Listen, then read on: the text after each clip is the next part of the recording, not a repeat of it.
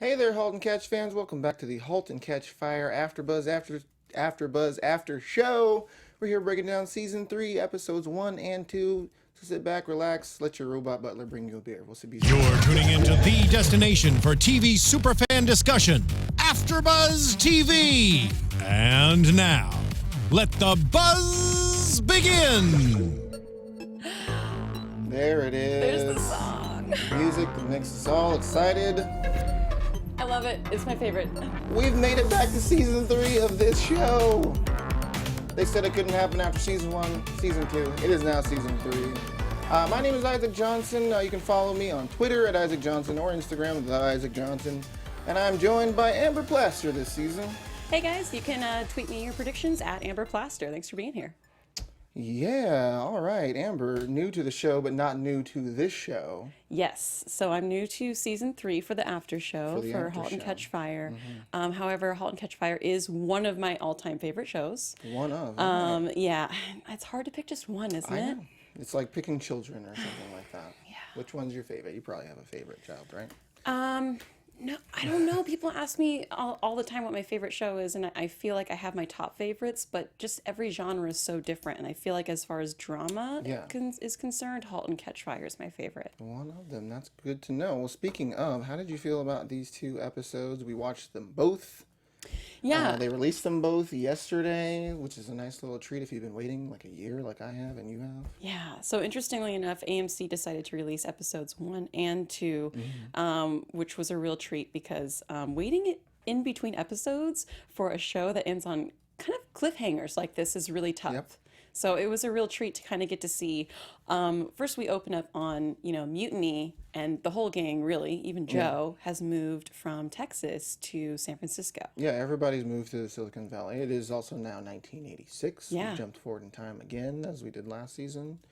Well, I mean, I guess what are your overall thoughts? I guess on episode 1 and 2, or just sort of top level. Yeah. So it's kind of hard to go over, episodes 1 and 2 because I feel like I don't want to miss anything. Sure. But my first original thoughts that I was kind of scribbling down when as I was watching the episode was, you start to see those posters of "Are you safe?" Yes. And I was just getting chills. I was like, I knew immediately that was Joe's work. Yeah, that was like in the opening shot, I believe, of episode 1. And then he kind of has first of all, he has a beard. Yes. I guess we're starting to talk about Joe. Let's talk about him. He's got a beard. Gordon, season 1, beard. Season 2, not so much beard. Now Joe's got the beard.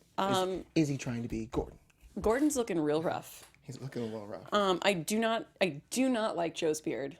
You do not like it at all? No, I like the very kind of androgynous, sort of go-getter leadership Joe that's very like slick, 80s looking Joe that we saw in the first season. I do not like this sort of granola Steve Jobs wannabe Joe. He is in San Francisco now. He's adapting.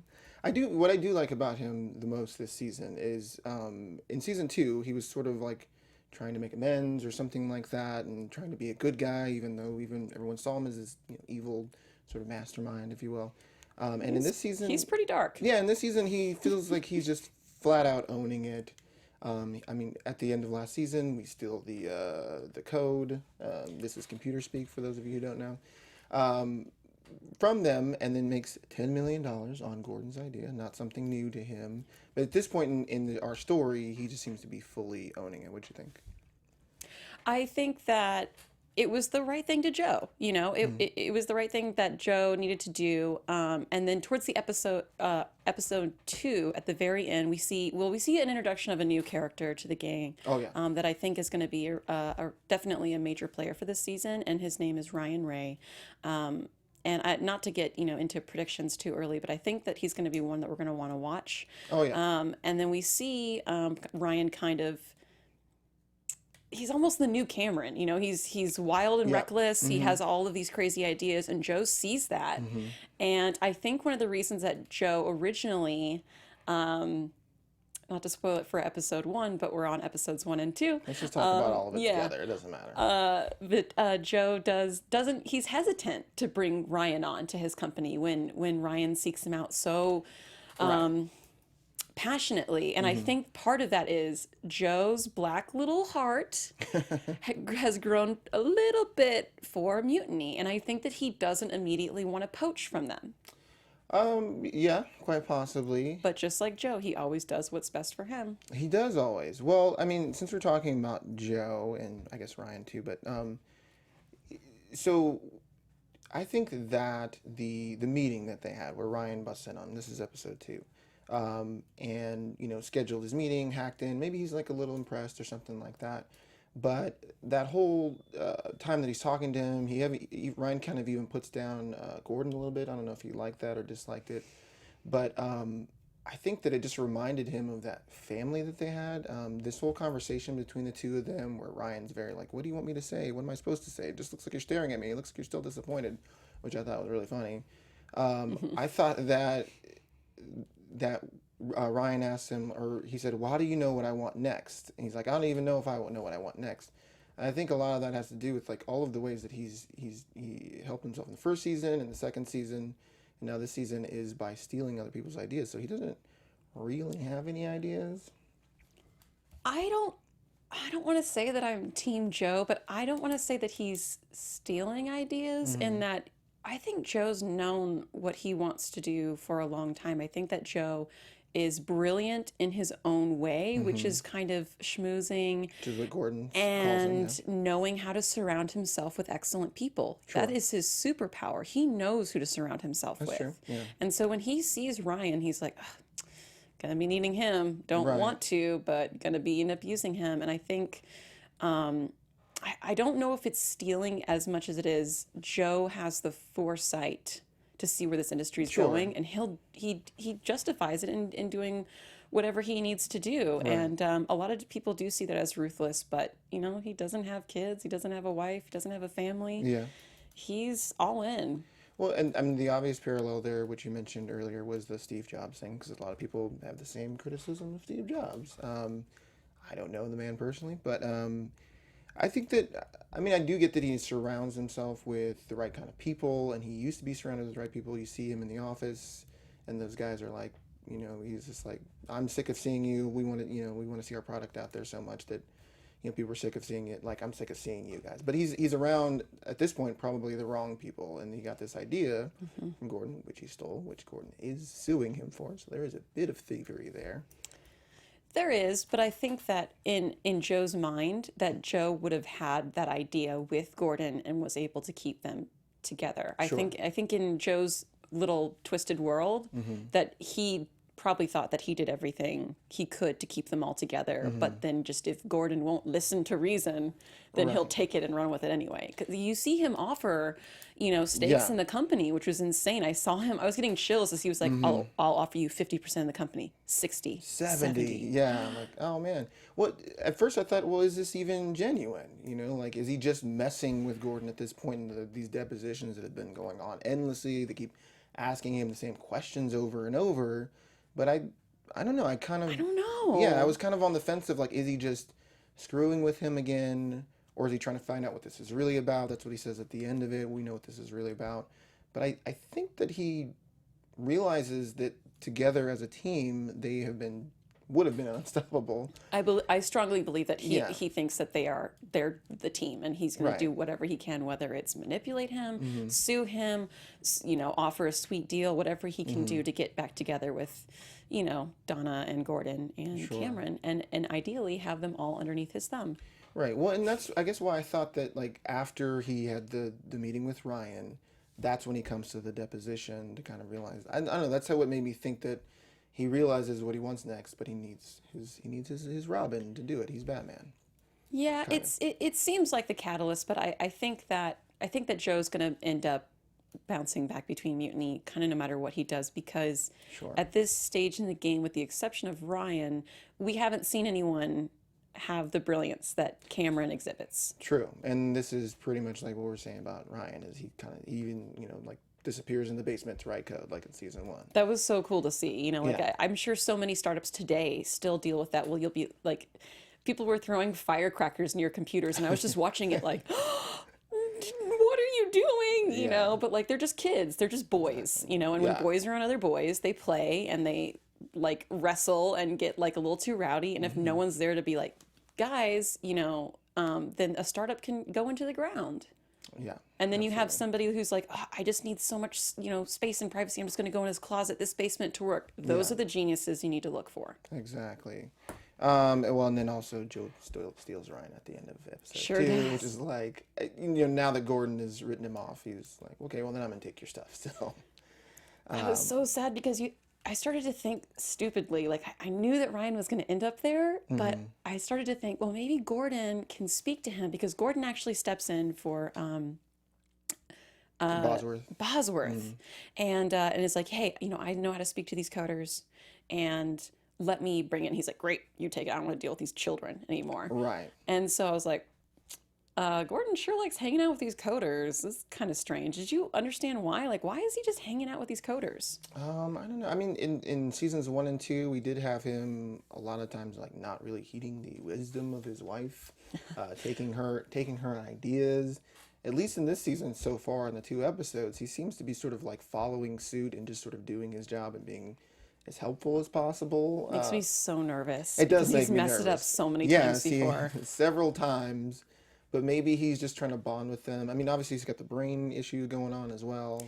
Yeah, so Gordon still has severe brain damage that we don't It's know like degenerative, how bad it is. like it's basically I mean, it's not Alzheimer's, but it's something like where it's Well, degenerative. they just don't know. He has brain damage, and Mm-hmm. it's, I think it maybe, you know, it'll show to be some kind of radiation from all the equipment that he's been working on yeah. years Yeah, later. that But makes at sense. this point in the game, we don't know what it is, and that's what's so scary. So he's keeping track of it.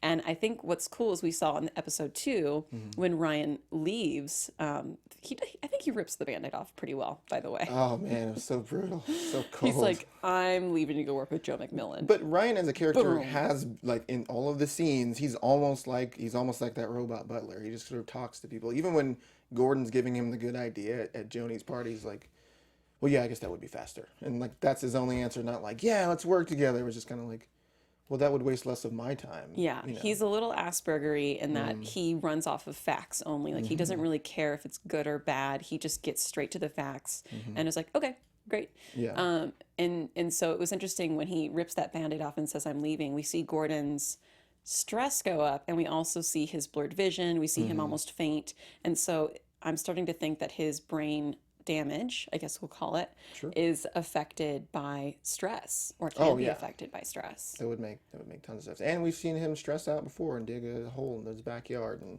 try to find a giant or something. And when like he that. fell down the stairs last season and got lost, That was brutal. Oh yeah.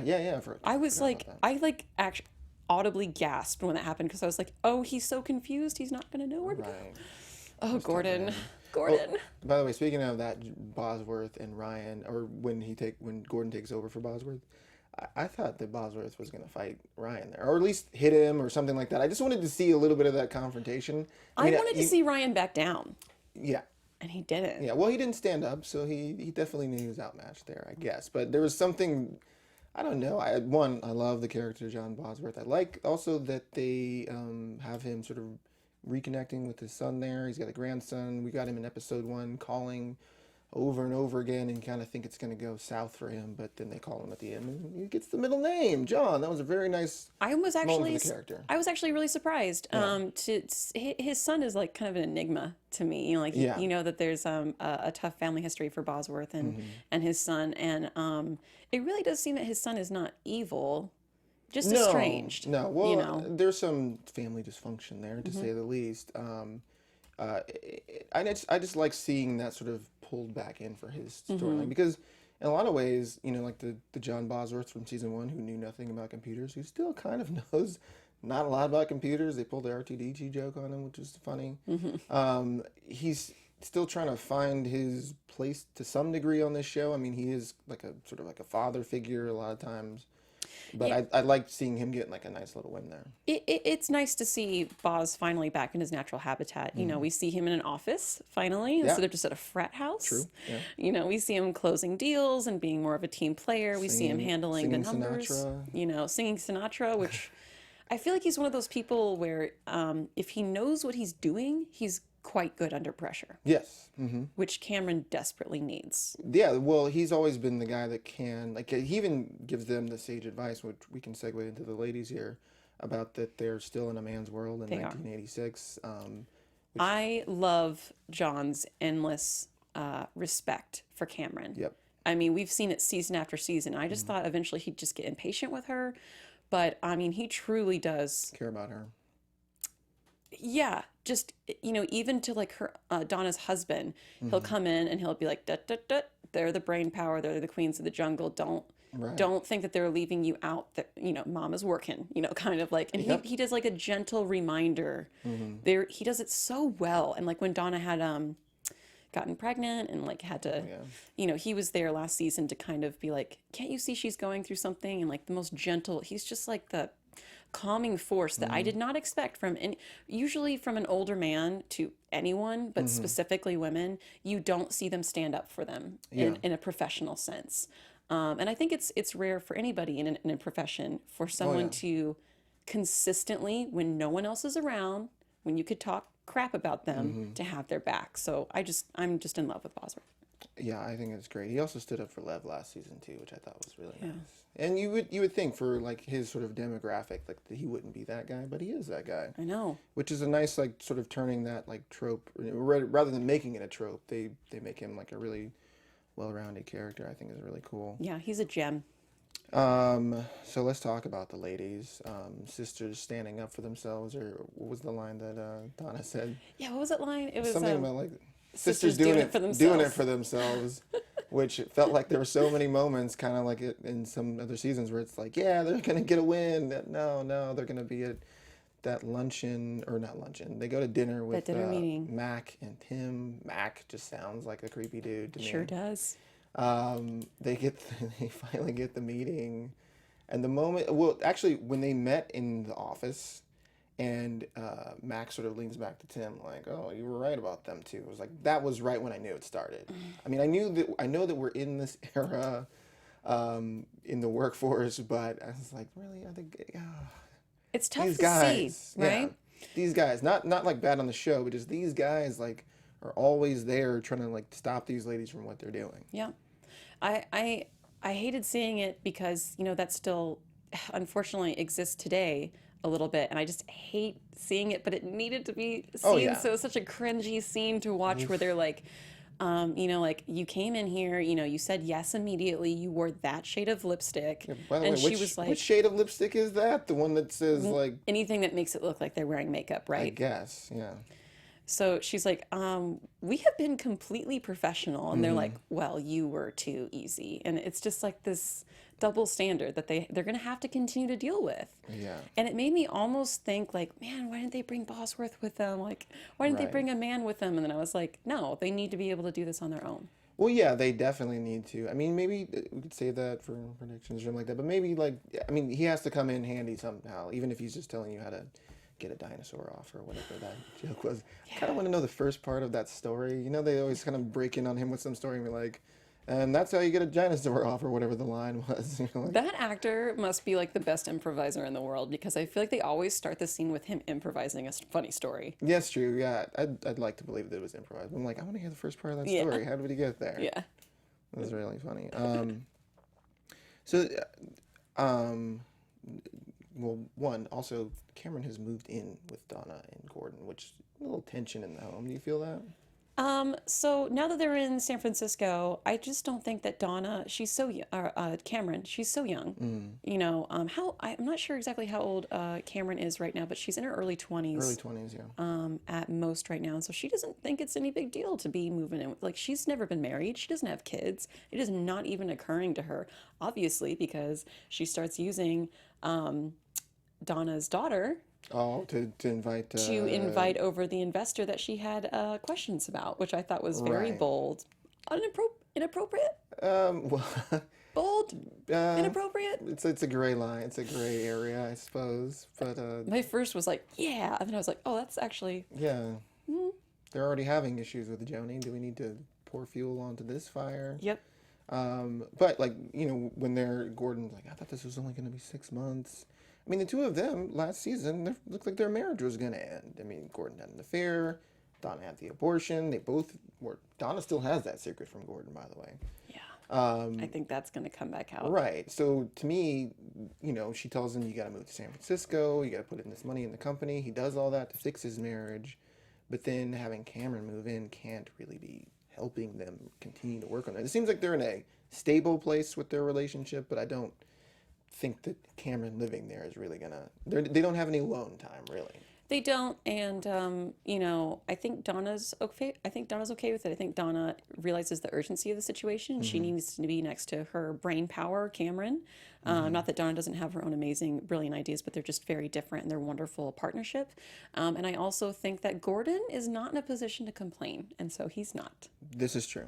This is very true. I mean, so Gordon's going to eat a lot of humble pie this season. Yes, tons of it. I don't know. I just like. I love the dynamic that Cameron and Donna have. I like that they, this season, seemingly have their backs, or have each other's backs.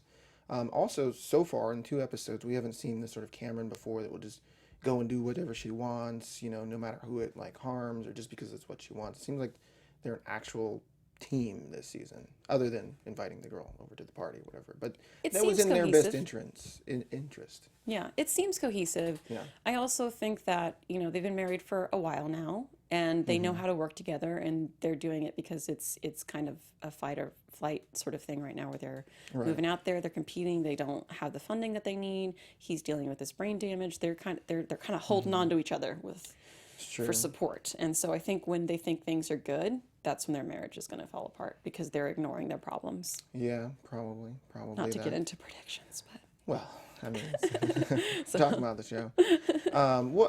But they also, last season their company was generally almost stolen from them from that other thing. So now they're going to be more self-sufficient. They've got 100,000 subscribers.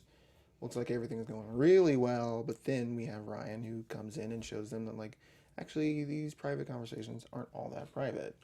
And I've got some great ideas. I thought that it was interesting that Cameron sort of relegating Ryan to just yeah, that's fine. No, that idea is good. Why don't you just email it to us? Is kind of how she has been treated in the past, and now that she's kind of the person in power, that was hard to see. It's hard to see that flipped. I'm like, is she as a character realizing that she's doing the same thing that was done to her? I think when it comes to geniuses, their egos are so fragile, men and women. Yep. And I think Cameron is a genius, and I think that her ego is so fragile right now that she is not hearing her younger self give a perfectly good reason for not protecting the privacy of the chats. Then she goes to meet up with the person the user that she's been meaning to trade with a joystick online. And my first reaction was, no, don't do it. He's gonna rape you. Because of course I'm a girl online. You would never just go meet someone online, but that didn't exist before. A sharp turn on this show if they went there. Well, yeah, but of course my reaction is, no, don't do that. Don't do that. And then I was shocked to see that not only was it completely civil, but she had betrayed this user. Yeah, one of her with users. his grief counseling and private chats. Yeah, it was kind of sad to see. I was like, Cameron, what are you doing? Also, how could you slip up that easily? I mean, you read all the stuff. Just joystick, got it. Here's money. Just goodbye. maybe don't mention it. Yeah, she's like, well, it's because of this, and he's a big Niners fan. And you're like, how'd you know? Well, anyway, wait. Actually, how did you know that? Which I don't know raises maybe. I feel like that "Are you safe" thing is going to be kind of playing out through the season because they brought that up there. But I really did feel bad for that guy. Yeah, I think we're going to see a theme of, we always have it seems like it's always Joe versus Cameron in some way or another. And then just Donna and Gordon are just brilliant players, on 2 different, sides of the chessboard. And Joe seems to be the whole "Are you safe?" He's now the antivirus guy. He created Citadel for personal computers, which had never been done before. And he's giving it to the people for free because he's disrupting the norm, which he loves to do. Then we have Cameron breaking security, ignoring privacy concerns from one of her best coders. Interesting. I think we're going to see a lot of that coming to a head in the future of season 3 of *Halt and Catch Fire*. Oh, yeah. I can definitely see that. It's interesting. What I like about the show is so we're in the 80s, and there are references. There's a Doritos bag and Slip and Slide and Robo Butler. I never had one of those, I guess, but it looked kind of familiar to me. But I like that they don't. It looked like Wall-E. Yeah, it did look like Wall-E. Disney is calling their lawyers right now. But I like that they don't I mean, it exists in that world, but it's not like they're just like, here's a thing, and here's a thing, and here's a thing. They just focus on story and characters and sort of early development of things, like which we can call this swap meet or trade Z or whatever they're calling it. Yeah. It's like an eBay sort of thing, like way before its time. My first thought was that it's like Craigslist, you Yeah, know, that too. which, you know, obviously has done incredibly well. It's so interesting to see what does well on the internet. I mean, who knew that Craigslist and Reddit would survive the Web 2.0 blast? Like, I would have just never called. I would have been like, no, it would have been MySpace for sure. Yeah. Like, you don't know. And so that's what's so exciting about this show is like we've seen over and over again them test different ideas, and Cameron's always right with her inclinations, and they usually don't get funding for it. You know, when she's like, oh, why'd you put a skull on that avatar? He's like, because it's cool. And they're like, stop changing out the avatars to make them customized. And really what I felt like we were looking at is the beginning of like a Nintendo Wii where you can choose your players and everything. And that just happened recently where they started figuring out that gamers want to customize their players. Oh, yeah. And yet here we are watching it in the early 80s with them coming up with the idea and it getting shot down from time and time again. And I'm like, they had the ideas, they just no one was backing them up. Right. Well, and shut down by the person who should be like all for that kind of thing. It's kind of confusing. I like that. Oh shoot! I just lost my train of thought. It was gonna be really good With and Cameron? insightful. Something about Cameron. Oh, about the avatars. I don't know. It was really good. It was really I'll interesting. get back to you next week on that one. There was some other like stuff from like the 80s and kind of like the internet that I just like delight in seeing the GIF versus GIF argument. Yeah. It's GIF. Yeah. It's GIF. Thank you, Steven. Thank you. Even our engineer Steven agrees with us. It that is was GIF. that was the birth of GIF versus GIF right there. Hi, I Jordan. get so angry when I feel people like try the to call it creator, GIF. the creator has the right to decide how it's pronounced. I know. What if they decided it on the show, and then from then on, you could no longer call it one or the other? No, it's GIF because you don't say Joldfish. Fair enough. You don't know what I don't say. It's GIF. Yeah. It's GIF. Oh, I could get Or into this Jordan. match forever. Oh my goodness. So that was cool to see them like argue back and forth. And I was like, well, the creator didn't have a freaking English degree, did he? No, he was just a nerd in a basement. He knows technology. He doesn't know how to speak. And no. Yeah. No. Done for all time. That one is done. It was. Oh, there was another. What they don't do for the most part is kind of like, call it like, let's call it eBay or something like that. They don't do that kind of thing, which would be really corny. But I do like that at the thing, he's just like, well, we think online newspapers are just going to go away. So we're trying to figure out something else to do, which I don't know. That was like a funny joke to me. It's always fun to see what they kind of dismiss and what they're going to be like, yeah. And you're Yeah, like, this is going to be great. and it's so fun because you're like, as a user, you're like, that like, sites like YouTube or the Huffington Post and stuff would be really popular. And they're like, no one's going to read that. Yeah, not online. Yeah. Let's finally talk about Diane, the mother of the girl that Joni got in the fight with. They meet in the bathroom. It seemed like Diane had like the upper hand on Donna already at that point, because he's just like, well, maybe we can get them together. She's like, yeah, they don't like each other, so why would we do that? Diane is so interesting to me. I knew that she was going to be a major player when we met her because she was just so cold. Yeah. I was just like, ooh, what's her deal? And I appreciate her bluntness with the very quick no. But yeah, I was like, what is her deal? And then she's like, oh, sorry, my daughter beat up your daughter. And then she's like, aren't we proud that we're raising them to be fighters? Yeah. And Donna was like, oh. Yeah. I was like, I don't know that that's what we want to do, but okay. Yeah. She fascinates me. I think she's really well played. I like the character a lot. I did have that moment where they're in the meeting, and then of course Elias there is like writing on his piece of paper, which he's probably writing, swap meet already done, tell them to leave or something like that. I was at the time when I was watching him write the note, you see Cameron's eyes get big, it's like, no, what's he doing? I was thinking he's writing no, pass. Yeah. And he was really writing swap meet. They don't even know about it. Well, because they're sort of like listening to the story and they're going, wait a minute, so you're telling us it's this? And he's like, with his like sort of permagrin on his face, writing it over to her. They cast such an amazing actor for that role. Yeah, He's just sort of like, Did he say more than like 2 lines in that whole scene? Absolutely not. Go screw yourself. Have Yeah, a nice day. Like, exactly. Nice to meet you, ladies. I'll shake your hand after this. Mm-hmm. But I did think for a minute there, okay, well, this is just because of the whole thing, and maybe Joni really did beat up her daughter, even though she thinks it may have been a draw. But I thought, okay, well, that's obviously why she's just turning her down right away. But then I'm like, no, it can't be that deep. And I also like that Cameron is the one to go, no, there's something else going on here. yeah. And then Cameron, you know, happens to be hanging out in Joni's room and happens to talk to Joni, and Joni doesn't like her birthday anyway. So Cameron thinks, well, if she doesn't like her birthday, maybe we can get her to bring over Jennifer and her scary mom, and we can find out a little bit more. Yes, again, something that maybe Joe MacMillan might do. They're perfect for each other. Cameron is not. Yeah, well, okay. Well, Do you ship Joe and Cameron? I did in season 1. We'll see about this season, I suppose. Because last season, obviously, he was married, engaged, yeah. Not to go back into season 2, but I did not buy for 1 second that he was into that fiance of his. Oh no. Not even for 1 second. I was just like, you're using her. He was just trying to transform. I couldn't even get someone attached else. to her. Yeah, no, not at all. That was just terrible. Yeah. Okay. So, let's see. Joe steals Ryan. We talked about that. Yeah. Gordon had now his sort of like brain aneurysm there at the end was a 6. Seems pretty serious. It seems to be the highest that he's written down because we have, let's see, we have Gordon. I love this, and I think this is going to be a thing we're going to see throughout season 3 is on a scale of 1 to 10. How bad is it? Oh yeah. And I don't think it's going to be referring just to the brain damage. I think it's going to be referring to their marriage. I think it's going to be referring to mutiny.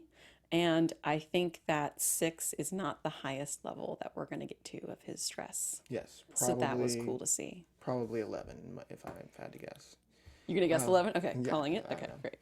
All right, let's, do you have something else? I was going to say, oh, poor sensitive Gordon. But like, yeah, when, to jump back to Donna, when Donna says, you think Donna, you always, like, people underestimate Donna literally every day.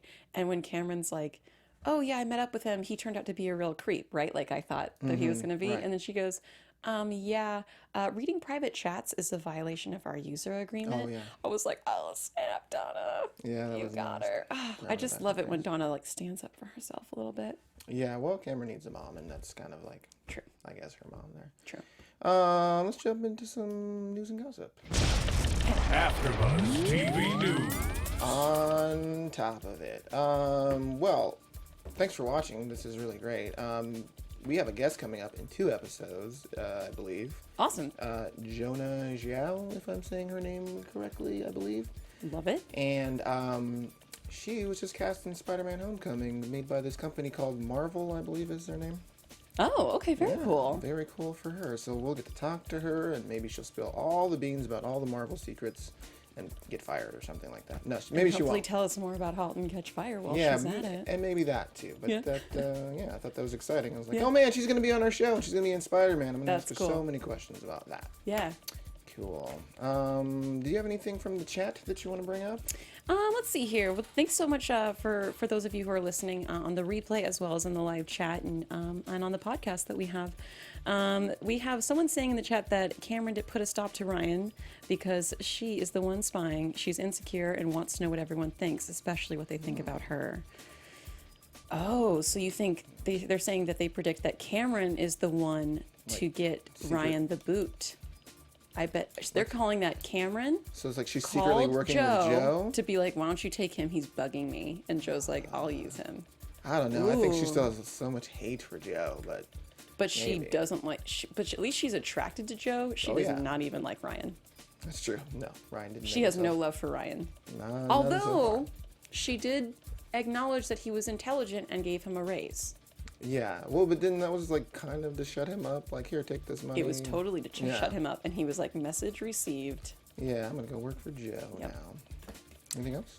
I think that's it for that we have for as far as questions and predictions and stuff in the chat. And I also think that we're gonna see. Well, is this a prediction? No. Okay. But I do love seeing you know, the part where we see Gordon say, Donna says, we couldn't have done it without you. And then one of the coders is like, yeah, without your money. Ooh. And then we see him try to hang out with the coders. And so I'm like, Oh yeah. I guess what that is would be going on with this? maybe because he's trying to improve his real worth there, other than just his money or something like that. He's always trying to prove himself, isn't he? He really is. He's got a lot to prove. Oh, Gordon.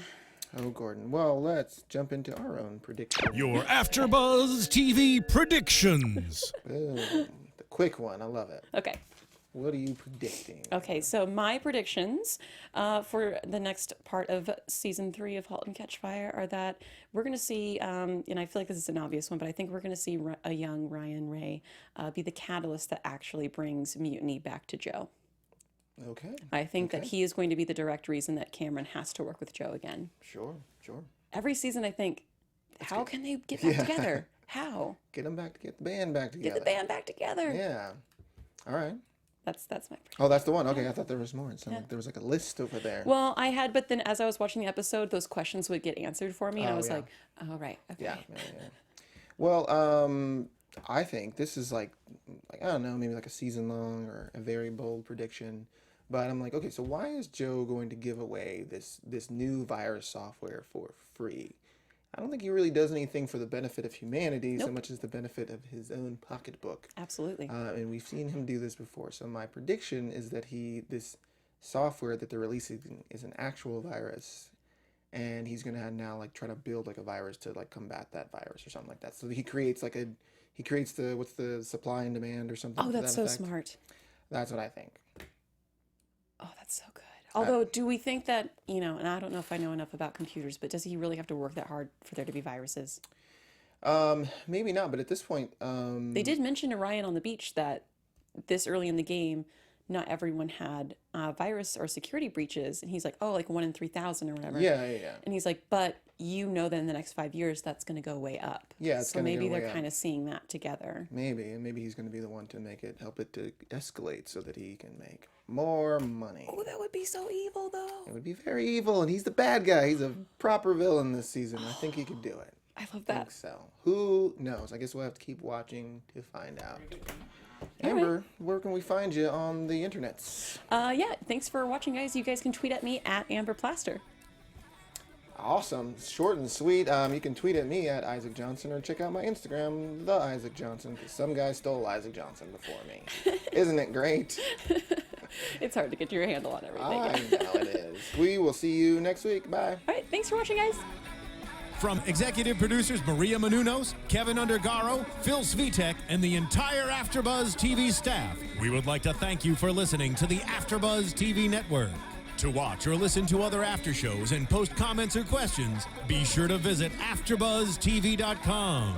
I'm Sir Richard Wentworth, and this has been a presentation of Afterbuzz TV. Buzz you later. The views expressed herein are those of the host only and do not necessarily reflect the views of AfterBuzz TV or its owners or principals.